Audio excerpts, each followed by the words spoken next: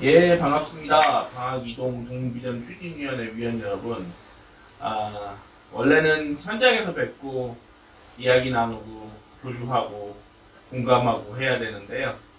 코로나19라고 하는 상황이 계속되다 보니까 무한정 일정을 연기할 수는 없고, 그래서 이렇게 온라인을 통해서 영상을 통해서 한동안 좀 인사를 드려야 될 것 같습니다. 향후에 이제 코로나19 상황이 좀 풀리면 다시 현장에서 뵙더라도요. 강제랑 좀 한동안은 이렇게 좀 해야 될 것 같다라는 점을 양해를 좀 부탁을 드리겠습니다. 저는 오늘 강의를 맡은 한신대학교 민주사회정치연구원의 이재경 상임연구원입니다.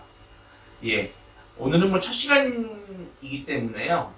엄청나게 많은 내용을 상세하게 다루기보다는 우리가 비전 수립을 왜 하는 건가, 비전이 무엇인가, 그리고 다른 동네나 다른 곳에서는 어떤 내용들의 비전을 세웠는지에 대한 얘기들을 간략하게 다루는 시간을 갖도록 하겠습니다. 예, 일단은 동비전 및 비전 수립의 의의에 대해서 한번 이야기를 나눠보도록 하겠습니다. 이 비전이란 무엇인가라고 하는 얘기들을 해보면요. 비전이란 미래에 대한 합의고요. 시작과 끝이 있는 꿈이다라고 하는 부분들이 있는데요. 저는 두 가지가 중요한 것 같아요. 일단 첫 번째는 뭐냐면 합의다. 지금까지 우리는 비전이라는 걸 사실상 어떻게 보면 리더들, 지도자들이 사실 비전을 제시하고 그 밑에 있는 사람들을 그냥 따르는 방식이었다고 하면 이제는 이제 비전도 민주화가 됐습니다. 그래서 비전이라고 하는 것이 단순히 지도자, 리더가 결정하는 것이 아니라 구성원들 간의 합의가 되는 게 되게 중요하다. 그렇게 보면 비전이라는 것은 미래에 대한 합의다라고 하는 부분이 하나 있고요. 또 하나 중요한 건 뭐냐면 시작과 끝이 있는 꿈입니다. 저는 이게 되게 중요하다고 생각하는데요. 국내에 있는 아마 위원님들이 보셨던 많은 비전들이 이 끝이 있는 거다라고 하는 부분에 대해서 별로 염두에 두지 않고 만든 게 많은 것 같아요. 그래서 행복한 우리 동네. 예를 들면 이런 것들은 사실은 비전으로서 좀 문제가 있다라고 보는데요. 뭐냐면 무엇보다도 끝이 없습니다.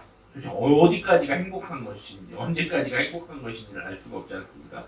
제가 이 비전의 사례를 좀 보여드리겠습니다만, 우리가 이번에 세우려고 하는 비전은 그렇게 놓고 보면 일정하게는 좀 추상적일 수 있겠죠. 그런데 근본적으로는 일정한 구체성을 좀 가져야 된다라고 하는 이런 말씀을 좀 드리도록 하겠습니다. 그렇게 놓고 보면 비전이라고 하는 것은 기한이 있는 꿈입니다. 좀 더 구체적으로 말씀을 드리면 조직이 나갈 방향을 제시하는 거고요. 또 의사결정의 기초가 되는 것입니다. 이건 어떻게 이해할 수 있냐면 저희가 아마 주민자치회도 그렇고 여러 가지 방학 이동에 오늘 참여해주신 위원님들이 속해 있는 단체들에서 향후에 방학 이동에 관련된 어떤 발전 방향, 뭔가 개선 방향 이런 것들에 대한 논의들을 하실 때 이번에 만든 이 비전이라고 하는 것이 일정한 근거가 될 수 있다는 겁니다. 예를 들면 아동이 안전한 방학 이동 이런 게 만약에 우리의 비전으로 설정이 됐다라고 하면 향후에 이제 방학 이동 관련된 논의를 하실 때는 잠재적으로 아동 안전이다라고 하는 부분을 되게 좀 중요시하게 생각해서 할 수 있는 부분이 있겠죠. 반면에 어르신이 건강한 방학 이동 이렇게 만약에 혹시 비전이 세워진다라고 하면 우리가 향후에 방학 이동 관련된 어떤 논의들을 할 때는 어르신의 건강이다라고 하는 지점에 초점을 좀 맞추고 논의를 할 수 있는, 그렇게 놓고 보면 비전이라고 하는 것이 의사결정의 기초가 되는 것이라고 볼 수가 있을 것 같고요. 또 한편으로는 조직원들의 가치가 결집된 것이죠. 우리가 뭘 중요하게 생각하는지가 비전에 담길 겁니다. 그래서 우리가 생각하는 비전이라고 하는 예를 들면 가치가 안전인지, 건강인지, 행복인지, 아니면 예를 들면 주거 환경을 개선하는 것인지 이런 것들에 대한 얘기고요. 또 동시에 조직원들에게 가치를 부여하는 것이죠. 그러니까 뭐냐면 세워진 비전이라고 하는 것이 결국은 구성원들에게 내면화되고 내재화되는 게 되게 중요합니다. 다들 기억나실 거예요. 집에는 가훈이 있었고요. 학교에는 교훈이 있었습니다. 그런 것들이 사실 알게 모르게 가족 구성원들 또 학생들의 행동과 마음에 영향을 미치는 부분들이 있거든요. 그런 의미다라고 생각하시면 될 것 같고요. 또 한편으로는 조직원들에게 미래에 대한 희망을 제시하는 겁니다. 제가 좀 전에 예를 들었던 아동 안전이다라고 한번 예를 들면 예를 든 겁니다. 지금은 1년에 20건씩 아동 안전 사고가 일어난다라고 했을 때 비전이라고 하는 것은 뭐 이것을 15건 밑으로 줄인다거나 10건 밑으로 줄인다거나 이런 식으로 해서 미래에 대한 희망을 제시하는 거다라는 말씀을 좀 드리고 싶고요. 또 하나는 과거 시점이 아닌 미래 시점에서 고민되어야 되는 거다라고 하는 얘기를 하는 이유는 뭐냐면 지금의 조건만 가지고 생각했을 때 비전을 세우면 비전이 너무 좀 빈약해질 확률이 큽니다. 약간은 좀 이상적인 이상을 가지고 좀 기대를 가지고 꿈을 가지고 세워야 된다. 물론 이게 너무 허황돼서는 안 되죠. 그러니까 사실 이런 적절한 균형 지점을 맞추는 것이 저희가 비전 수립할 때 아마 어려운 지점일 것 같은데요. 그럼에도 불구하고 이런 부분에 대한 고민이 반드시 있어야 된다라고 하는 그 연장선상에서 현재와 과거를 통한 예측이 아니라 미래를 창출하는 과정이다라고 하는 말씀을 좀 드리고 싶습니다. 뭐냐면 비전이라는 것을 그냥 세워놓고 그냥 박수치고 끝내는 게 아니라요. 이 비전이 사실 살아있어야 돼요.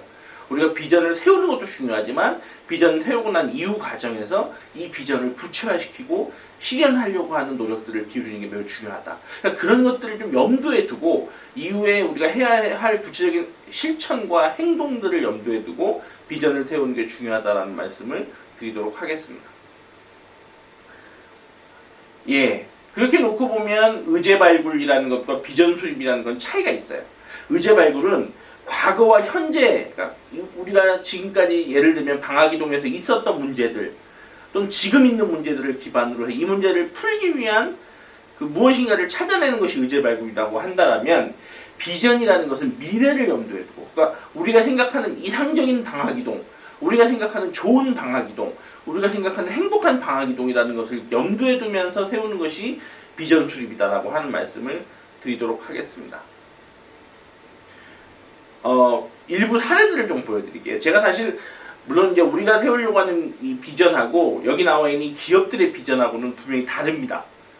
그럼에도 불구하고요, 이 사례들을 보여드린 이유는 아까 말씀드린 것처럼 비전이라고 하는 것이 좀 구체성을 가져야 된다. 우리가 지금까지 지역에서 세운 비전, 동네에서 세운 비전이라고 하는 비전들을 놓고 보면 좀 추상적인 경우가 너무 많아요. 제가 이따가 그 사례들을 보여드리겠습니다만은, 근데 아까 제가 말씀드렸죠. 추상과 구체의 좀 균형점을 잘 맞추는 게 되게 중요하다는 말씀을 드렸는데, 그래서 한편으로는 이렇게 구체적인 기업의 비전들도 한번 살펴보면서 우리가 어떤 비전을 세우는데 좀 참고가 됐으면 하는 바람에서 제가 이 사례들을 담았습니다.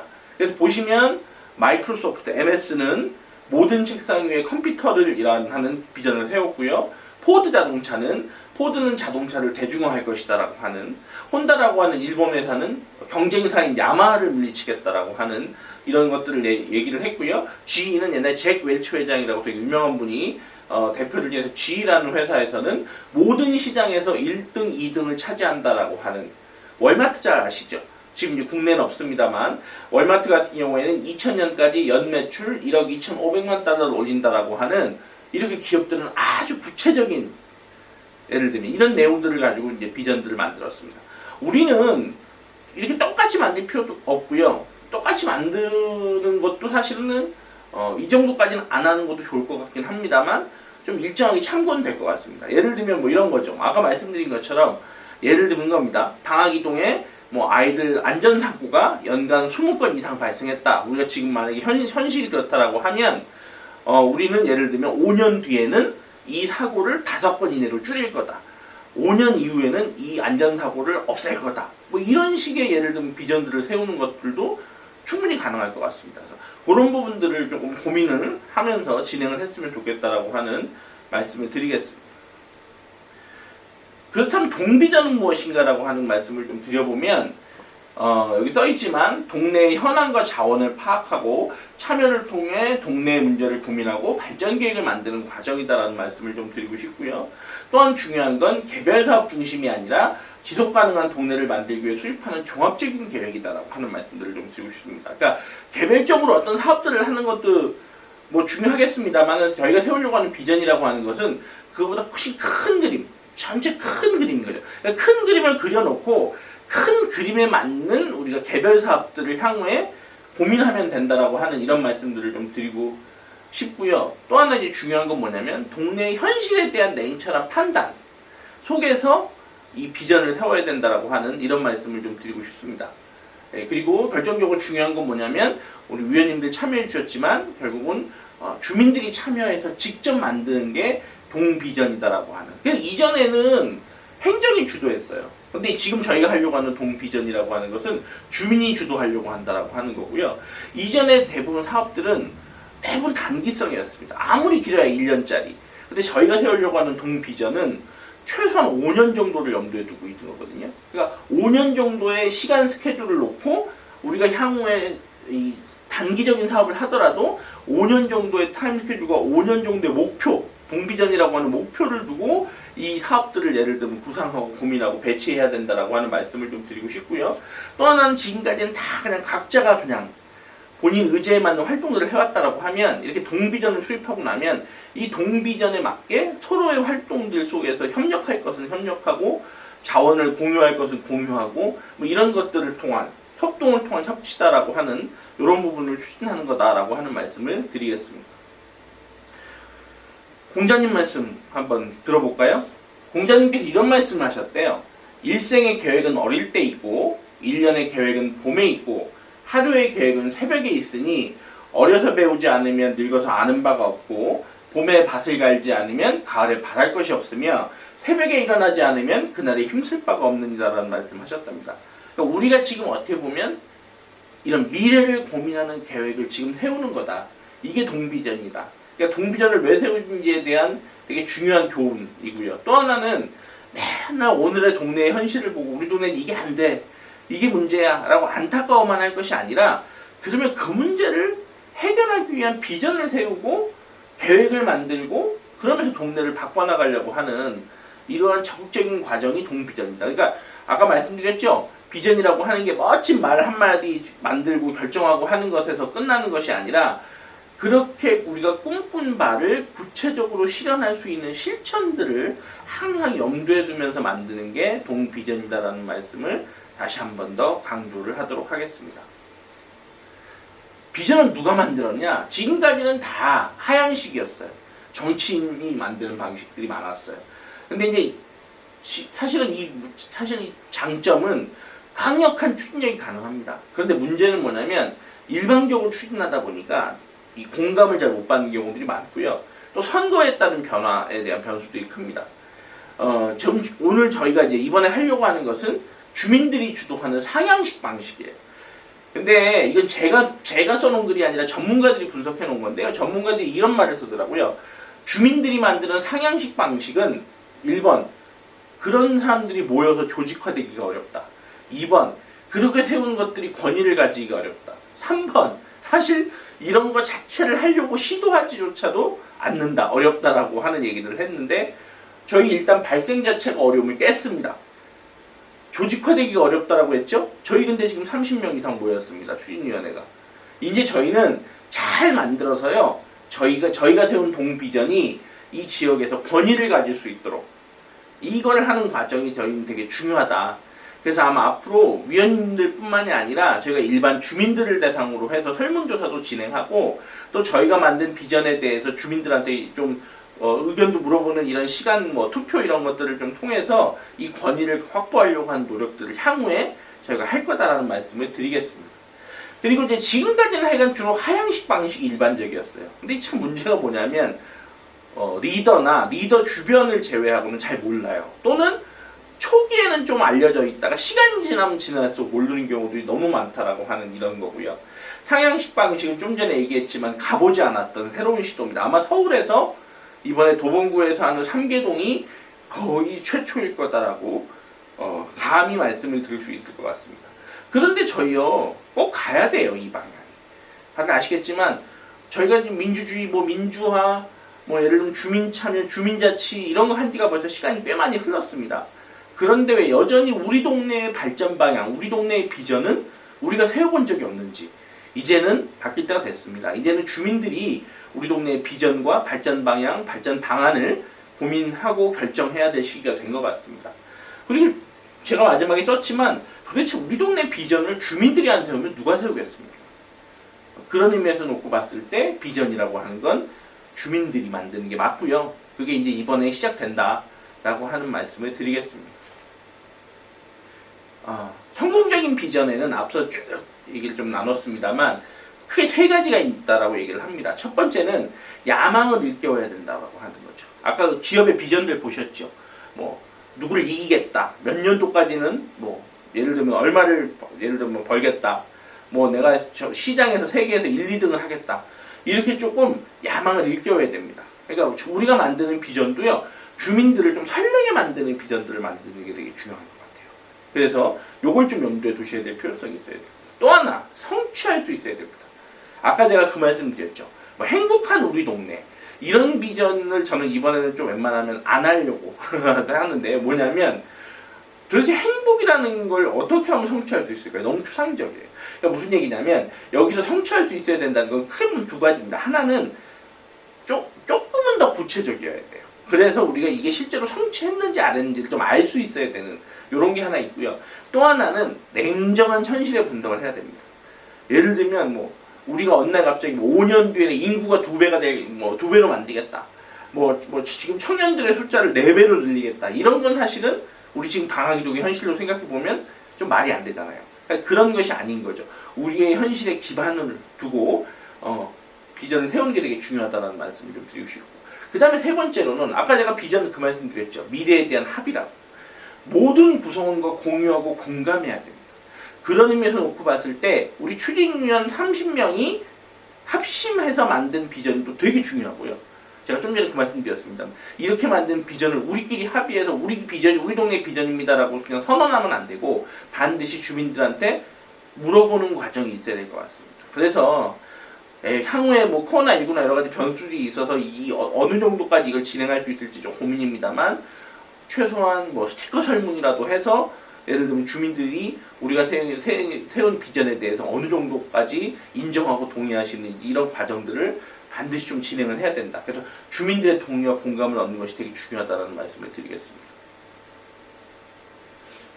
예, 이제는 비전 사례를 몇 개 한번 살펴보도록 하겠습니다. 먼저 큰 비전부터 한번 국가 비전부터 한번 살펴보는데요. 이번에 이제 문재인 정부 비전인데요. 문재인 정부의 비전은 국민의 나라 정의로운 대한민국이고요. 그에 따라서 5가지의 목표, 그리고 세부적으로 더 많은 예를 들면 전략, 그리고 100대 국정과제라고 하는 이런 틀을 이루고 있습니다. 국민의 나라 정의로운 대한민국. 그래서 사실은 이렇게 비전을 선포하고 나니까 이게 끊임없이 예를 들면 정부 정책에 영향을 미치게 되는 거죠. 정의, 공정 이런 것들이 되게 논쟁이잖아요. 그래서 어떤 정책을 펼칠 때 반대쪽에서는 당시 이게 정의로운 거냐, 이게 국민의 나라 맞냐라고 비판을 하기도 하고요. 반대로 그 정책의 옹호자들은 이게 정의로운 거다라고 얘기들을 하잖아요. 그러니까 이만큼 비전이 미치는 영향이 크다. 그러니까 국민의 나라 정의로운 대한민국이라고 하는 이 비전 하에서 5대 목표가 만들어지고 100대 국정과제가 만들어지는 이런 흐름으로 이어져 있다라고 하는 말씀을 드리겠습니다. 요건 이제 행정안전부인데요. 행정안전부의 비전은 내 삶을 바꾸는 자치분권이다라고 하는 부분들이 있어요. 그래서 그 하위 목표로 연방제에 버금가는 강력한 자치분권이다라고 해서 역시 여기서도 5대의 전략을 만들고요. 여기 잘 보이실지 모르지만 as is to be라고 해서 현재는 이렇다. 근데 앞으로는 이렇게 바꿀 거다라고 하는 이런 얘기들을 담고 있습니다. 저는 이것도 되게 괜찮은 비전도인 것 같아요. 저희가 앞으로 방학이동 비전을 세울 때 비전과 목표를 세우고 그에 맞는 전략을 만들고 현재는 이렇지만 앞으로 이렇게 갈 거다라고 하는 이런 그림을 같이 그려보는 것도 되게 좋을 것 같다라는 말씀을 드리겠습니다. 다른 동네 한번 가져와 봤어요. 충청남도는 가보니까 도정 비전이 더 행복한 충남 대한민국의 중심이고요. 그에 맞춰서 5대 도정 목표와 예를 들면 지금 보면 거의 14개, 거의 20개에 가까운 도정 전략들이 여기서 예를 들면 지금 도출되어 있는 부분이 있습니다. 근데 그런 느낌 안 받으세요? 점점 내려오면 내려올수록 조금 비전이 추상적으로 좀 만들어지는 경향들이 좀 있는데, 아까도 말씀드렸지만 우리는 뭐 더 행복한 뭐 대한민국의 중심 이런 식의 비전들은 조금 지양하는 게 어떨까라고 하는, 요거보다는 조금 더 구체적인 내용들이 담기는 게 좀 중요할 것 같다라고 하는 말씀을 드리겠습니다. 이게 이제 부청 이제 비전을 한번 봤는데요. 도봉구청 비전은 주민 여러분과 함께 사람을 향한 도시, 더 큰 도봉 완성을 위해 최선을 다하겠습니다라고 하는 내용 속에서 소통, 협치, 지속, 책임, 그리고 하위의 경제 활력, 세대 공감, 균형 발전, 교육 문화, 자치분권이다라고 하는 이런 목표들을 가지고 만들어졌습니다. 민선 7기 도봉구청 비전을 보니까 전 2가지 생각이 드는 것 같아요. 하나는 인간 중심적인 도시를 만들겠다라고 하는 그런 내용들이 좀 담겨 있다라고 하는 거고요. 더 큰 도봉이라는 말이 좀 애매해져. 더 큰 도봉이라는 게 아마 이제 성장과 발전에 대한 문제의식들을 좀 담고 계신 것 같은데 이 부분이 조금 애매합니다. 근데 이제 다만 앞에 사람을 향한 도시라고 하는 이 표현이 인간 중심적 행정, 인간 중심적 이런 민선 7기를 끌고 가겠다라고 하는 그런 부분들로 해석이 되는 부분이 있습니다.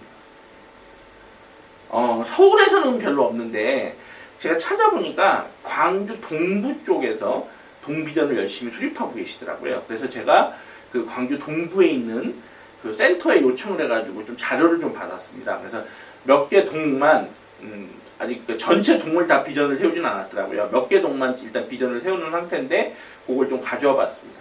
그래서 광주 동구 동명동이라는 곳을 가보니까요. 정이 넘치는 골목, 살맛 나는 동명이다라고 하는 말씀들을 하셨어요. 좀 추상적이죠. 그런데 받는 느낌은 뭘 강조하는지는 좀 아시겠죠. 그러니까 상대적으로 사람에 대한 사람의 정, 그 다음에 뭔가 인간미 이런 거 중심으로 좀 우리 동네는 정이 넘치고 인간미 넘치는 동네를 만들겠다라고 하는 이런 비전들의 내용들을 담고 있다라고 볼 수 있고요. 지산 1동 같은 경우도 역시 마찬가지입니다만 골목 따라 정감 있는 미로마을이다라고 하는 이런 말씀들을 했어요. 여기도 역시 정을 되게 많이 강조를 하고 있는데요. 한 가지 조금 더 강조하는 부분은 골목 따라라고 하는 부분이 있죠. 그러니까 저는 지산 1동에 안 가봤습니다만 아마 모르긴 몰라도 지산 1동이라고 하는 동네는 골목이 구불구불구불구불구불 복잡하게 얽혀 있고 아마 주거지의 확률이 되게 클 것 같아요. 그래서 아마 이제 골목을 강조하신 것 같아요. 그래서 골목이라고 하는 공간, 정이다라고 하는 부분들을 강조한 비전인 것 같습니다. 이번에는 지산 2동은요, 다 함께 행복한 다봉마을이다라고 하는 이런 비전을 세웠는데 역시 많이 추상적입니다. 그런데 핵심은 요건 있는 것 같아요. 그냥 막연한 행복한 다봉마을이 아니고 다 함께 행복한, 그러니까 모든 구성원들의 행복을 신경 쓰겠다라고 하는 부분들이 굳이 말하면 이 비전에 좀 담겨 있다라고 하는 것들을 알 수가 있습니다. 학운동 같은 경우에는요, 저는 사실은 3대가 행복한 상생마을 묵고동이라고 돼 있는데 저는 여기서 제일 인상 깊었던 게 뭐냐면 그냥 행복한 게 아니라 3대가 행복한 할아버지, 아버지, 아들 또는 뭐 할머니, 엄마, 딸 뭐 예를 들면 이렇게 3대가 모두 행복한 이런 상생마을이 됐으면 한다라고 하는, 그러니까 조금 더 행복의 좀 주체들을 좀 더 구체화시켰다라고 하는 부분이 저는 좀 인상 깊은 부분이 있었는데 이런 지역적인 특성들을 가지고 있습니다. 당하기동도 사실 오래된 저층주거지인데요. 광주 동부는 아실 분들은 다들 아시겠지만 옛날에 전남도청이 있었던 광주 안에서도 상당히 오래된, 그래서 나름 광주 1번가라고 자부심을 가지고 계신 곳이에요. 근데 아까 좀 전에 제가 말씀드린 것처럼 오래된 지역이다 보니까 현장에 가보면 물론 최근에는 아파트도 많이 지었습니다만 여전히 그 노후 저층주거지가 상당히 많고 고령화가 상당히 높은 지역입니다. 그래서 그런지 전반적으로 동네에서 만든 비전들의 내용들을 보면 정, 인간미, 3대가 행복한 뭐 이런 내용들을 조금 담고 있는 부분들이 좀 파악이 되고 있는 것 같습니다. 그러니까 저희도 고민해 봐야 되겠죠. 우리 동네의 특성이 뭐야? 라고 하는 걸 저희도 고민해 보면서 이 비전을 세워 봐야 될 것 같습니다. 예. 일단은 뭐 더 화면이 안 나오는 거 봐서는 제가 오늘 일단은 1회차 강의 준비한 내용은 발표를 한 것 같은데요. 걱정하지 마십시오. 앞으로 몇 차례 이런 강의, 앞으로 몇 차례 이런 워크숍을 통해서 저희가 이런 것들을 결과물로 도출하는 거지 막 첫 시간부터 뭘 만들어내야 되고 이런 것이 아니기 때문에요. 부담 갖지 마시고 편안하게 워크숍 참여하시면서 그때 참여하실 때마다 저희 그 촉진자 선생님께서 이끌어 주시는 대로 차분하게 따라오시면 된다라고 하는 말씀을 드리겠습니다. 그래서 제 강의는 이게 참고로 오늘 이렇게 듣는다라고 생각을 좀 해주시면 될 것 같습니다. 예. 떠드는 사람은 또 시간 가는 줄 모르겠습니다. 영상으로 보시는 아마 위원님들은 아이고 지겹다 하실지도 모르겠습니다. 예, 일단 오늘 1회차 강의는 이것으로 마치도록 하겠습니다. 감사합니다.